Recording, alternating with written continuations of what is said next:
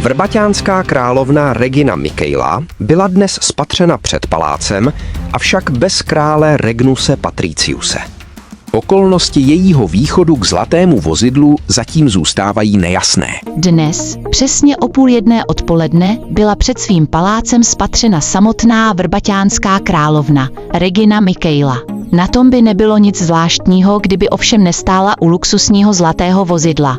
Podle našich informací je tento nepřehlédnutelný vůz vázán na její blízkou přítelkyni, Báru Lupoměskou. Záhada se však prohlubuje. Uvnitř vozu byly identifikovány 2 neznámé maskované osoby. O čem se u vozidla diskutovalo? Šlo snad o naléhavé stanovení nových státních zákonů? Nebo...